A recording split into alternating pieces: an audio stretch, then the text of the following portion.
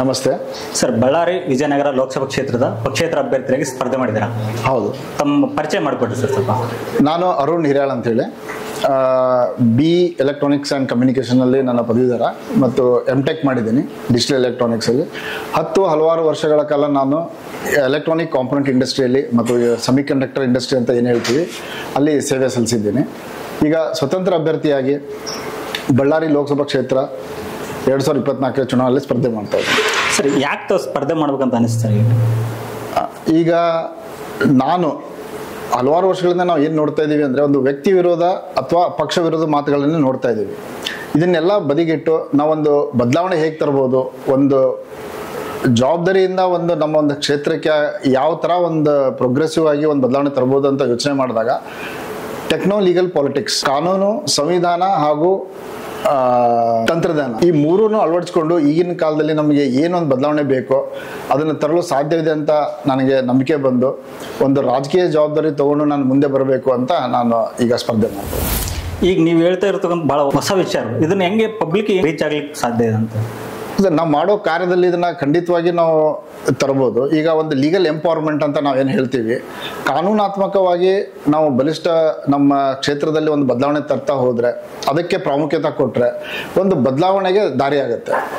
ಇದನ್ನ ನಾವು ತಂತ್ರಜ್ಞಾನದಿಂದ ಜನರನ್ನ ತಲುಪಿಸ್ಲಿಕ್ಕೆ ಖಂಡಿತವಾಗಿಯೂ ಒಂದು ಸಾಧ್ಯತೆ ಇದೆ.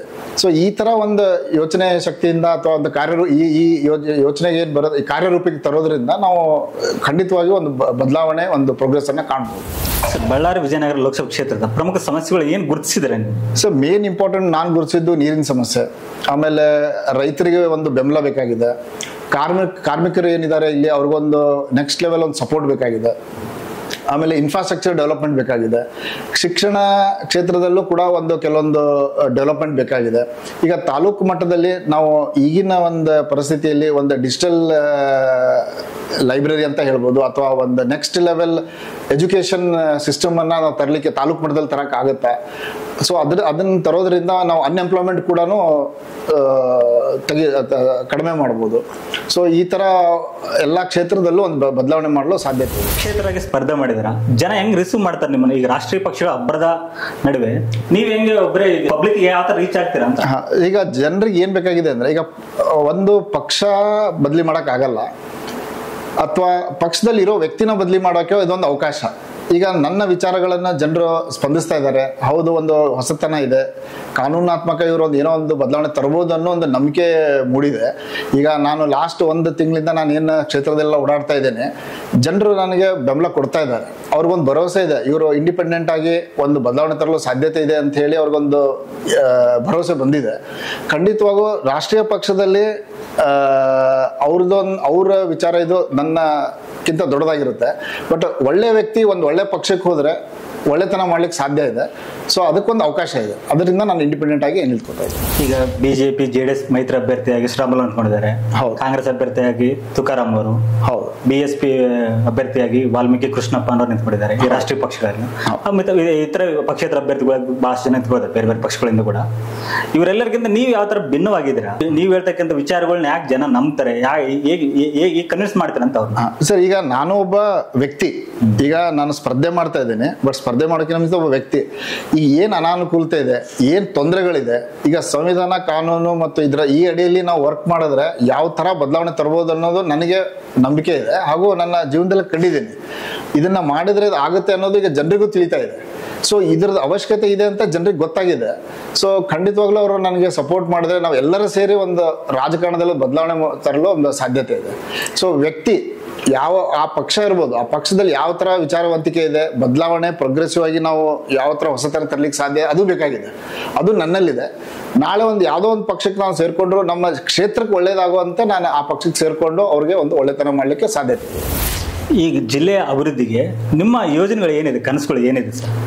ಸರ್ ಮೇಜರ್ ಈಗ ಆಲ್ಟರ್ನೇಟಿವ್ ವಾಟರ್ ರಿಸೋರ್ಸಸ್ ಏನಿದೆ, ಈ ಸಮಸ್ಯೆಗಳಿಗೆ ನಾವು ಯಾವ ಥರ ಒಂದು ರಿಸೋರ್ಸನ್ನ ಏನಿದೆ ಅಂತ ಕಂಡುಕೊಂಡು ಆಲ್ಟರ್ನೇಟ್ ಸೊಲ್ಯೂಷನ್ನ ಯೋಚನೆ ಮಾಡೋದೇ ಬಹಳ ಮುಖ್ಯವಾಗಿರುತ್ತೆ. ಈಗ ಶಿಕ್ಷಣಕ್ಕೆ ಹೇಳಿದೆ, ಈಗ ಲೀಗಲ್ ಎಂಪವರ್ಮೆಂಟ್, ಈಗ ಸಾಮಾನ್ಯ ಜನರಿಗೆ ನಾವು ಕಾನೂನಾತ್ಮಕವಾಗಿ ಎಂಪವರ್ಮೆಂಟ್ ಹೇಗೆ ಮಾಡೋದು, ಆಮೇಲೆ ಈಗ ವಕೀಲರಾಗಿರ್ಬೋದು, ಆಮೇಲೆ ಜರ್ನಲಿಸ್ಟ್ ಆಗಿರ್ಬೋದು, ಅವ್ರಿಗೊಂದು ನೆಕ್ಸ್ಟ್ ಲೆವೆಲ್ ಏನು ನಾವು ಒಂದು ಜೀವನದಲ್ಲಿ ಅವರ ಒಂದು ಸಪೋರ್ಟ್ಗೆ ನಿಂತ್ಕೋಬೋದು ಅಂತ ಯೋಚನೆ ಮಾಡಿದ್ರೆ ಈ ಎಲ್ಲ ಕ್ಷೇತ್ರಗಳಿಗೂ ನಾವು ಒಂದು ಪ್ರೋಗ್ರೆಸಿವ್ ಆಗಿ ಒಂದು ಹೆಜ್ಜೆ ಇಡ್ಬೋದು ಅಂತ ನನ್ನ ನಂಬಿಕೆ.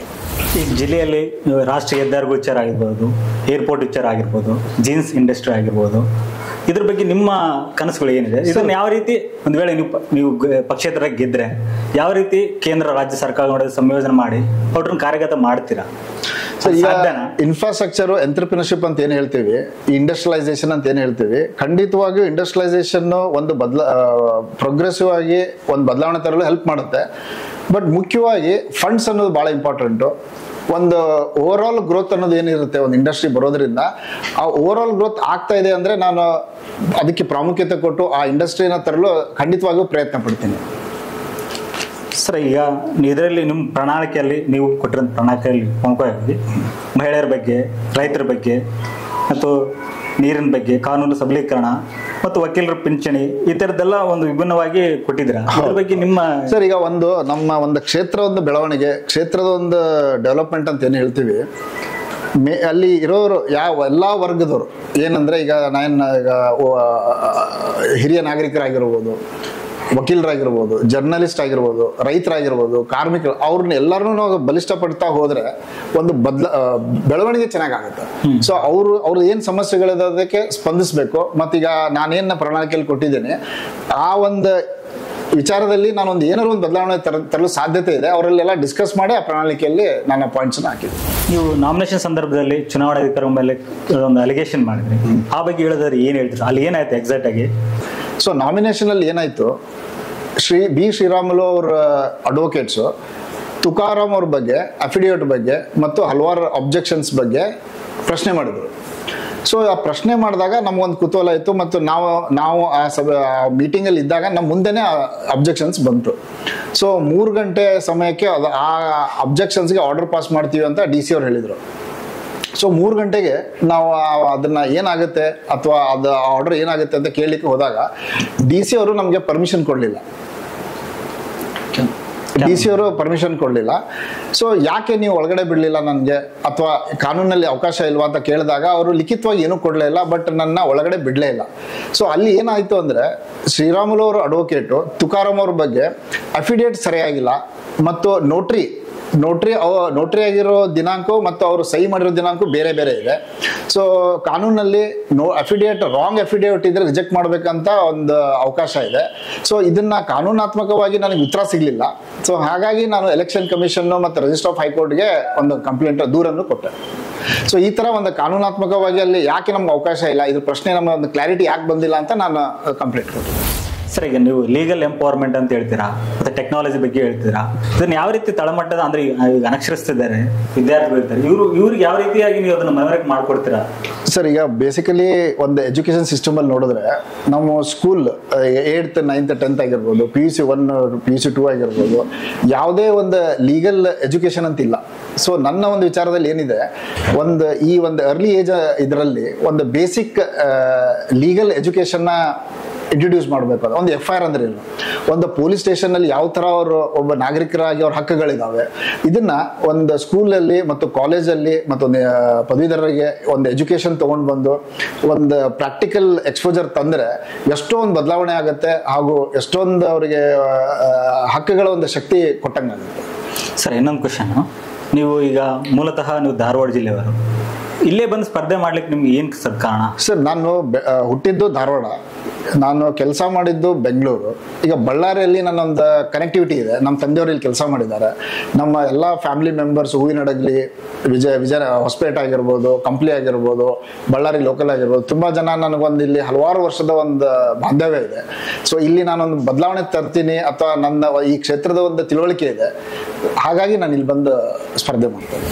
ನೀವು ಈ ಪಕ್ಷೇತರಕ್ಕೆ ಸ್ಪರ್ಧೆ ಮಾಡಿದ್ರೆ, ಒಂದು ವೇಳೆ ನೀವು ಚುನಾವಣೆಯಲ್ಲಿ ಗೆದ್ರೆ ಈಗ ಬಿಜೆಪಿನೂ ಕಾಂಗ್ರೆಸ್ ಯಾವುದೋ ಒಂದು ಪಕ್ಷ ಅಧಿಕಾರಕ್ಕೆ ಬರುತ್ತೆ, ಅವ್ರ ಜೊತೆ ಯಾವ ರೀತಿ ಕೋಆರ್ಡಿನೇಟ್ ಮಾಡ್ತೀರಾ ಅಂತ ಕೇಂದ್ರ ಸರ್ ನಂಗೆ ಈಗ ಒಂದು ಏನಂದ್ರೆ ಮತದಾರರು ನನಗೆ ಗೆಲ್ಲಿಸಿ ತರ್ತಾರೆ, ಅವರು ಒಂದು ಸಭೆ ಮಾಡಿ ಯಾವುದು ಒಳ್ಳೆ ರೀತಿಯಿಂದ ಯಾವ ತರ ಮಾಡ್ಬೋದು ಅಂತ ಅವ್ರ ಹತ್ರ ಚರ್ಚೆ ಮಾಡಿ ನಾವು ನಿರ್ಧಾರ ಮಾಡ್ತೀವಿ.